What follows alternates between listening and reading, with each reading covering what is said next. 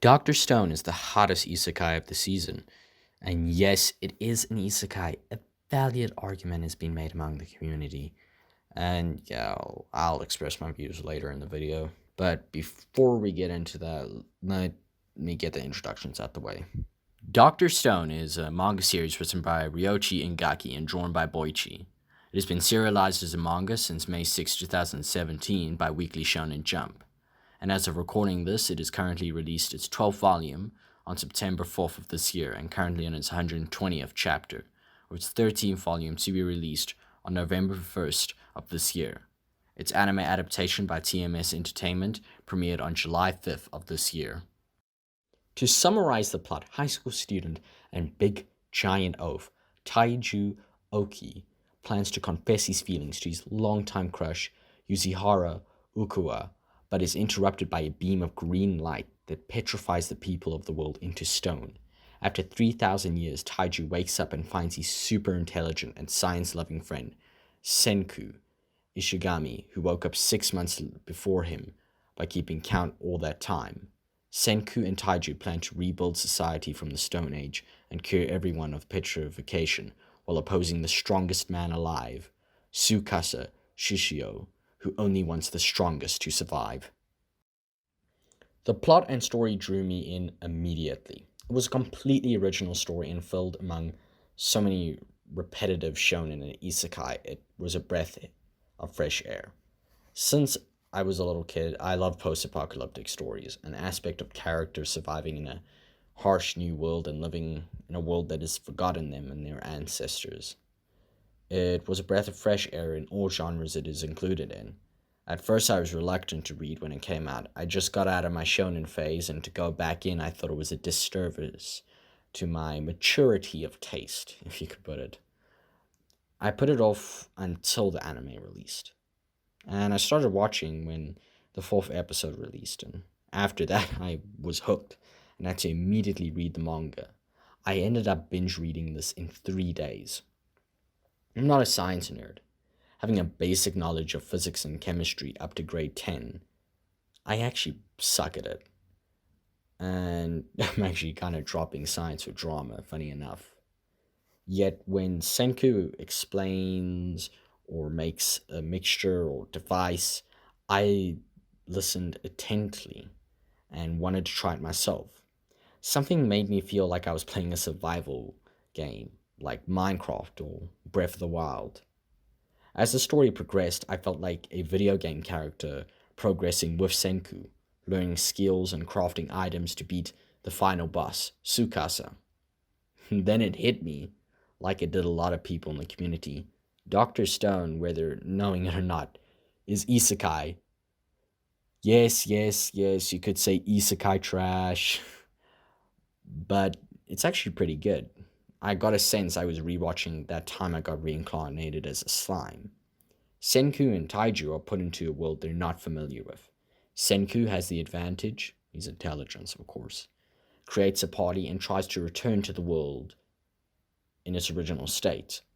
It doesn't sound too far off from your typical isekai. I've seen some arguments against it and for it, and both are very valid, but I have to say I agree, it's an isekai. But even though it has those tropes, it completely flips the formula over its head. But its one disadvantage would be the switch from realism to pure fantasy. Senkuu uses real-world science, and Ingaki takes the time to craft this world.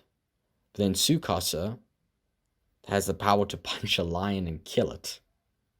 It doesn't sell us fully on the idea that this world is real. So I would have to give the story an 8 out of 10.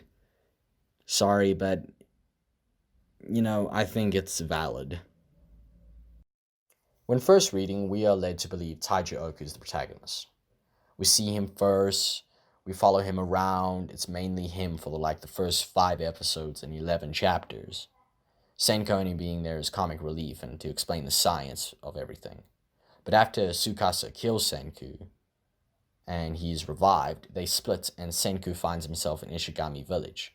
From there we completely follow Senkuu and Taiju gets completely replaced by Chrome.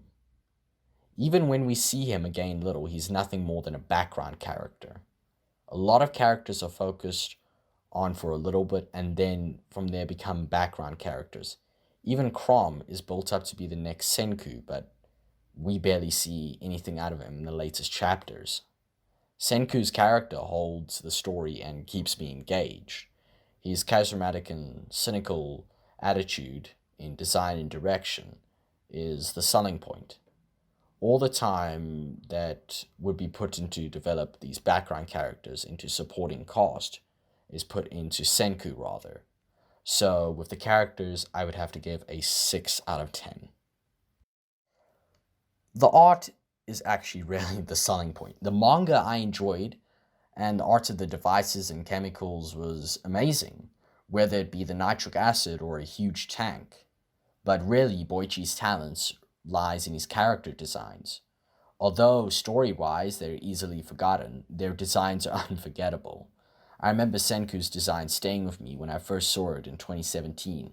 All these years, and when the anime was announced, I knew, hey, I'd seen this guy before. I remember first thinking he was a villain with the cracks in his hair and all that, but then I see Tsukasa and I'm thinking,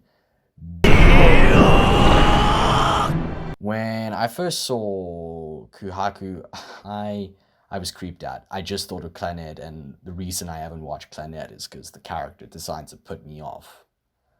Boichi plays with different designs with different characters, and TMC Entertainment has done a great job by giving the world and characters color and amazing voices, actually. I really like Senku's voice. He's English and he's Japanese dub. I hated Taiju's English dub.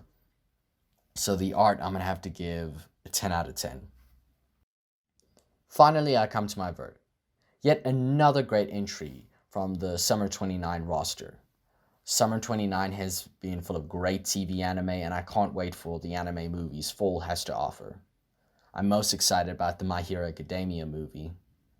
DR.Stone was the one everyone was most excited about. When you go to my anime list, that's the top of summer 2019. And for good reason. It's an amazing original story. It has a well-written protagonist and amazing art and animation. If you love science and survival games, this one's for you.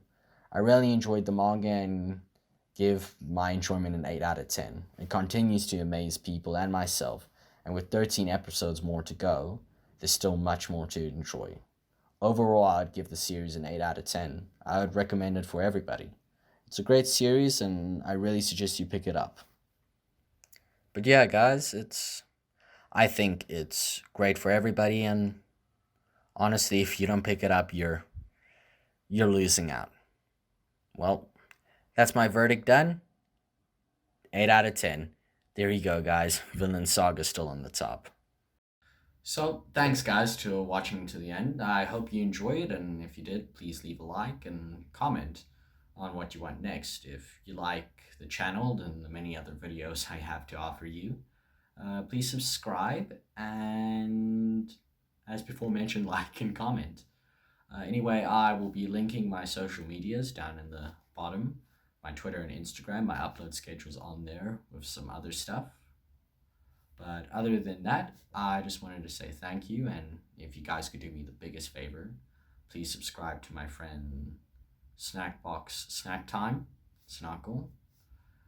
His channel will be linked in the description or right up here. But anyway, he's quite a funny guy, and he's changing up the channel a little bit, finally got his vision, so hopefully you'll be impressed. Anyway, I just wanted to say I'm going to go back to reading my shoujo manga. Yes, I read shoujo. Does it make me a crybaby? Yes. Yes, it does.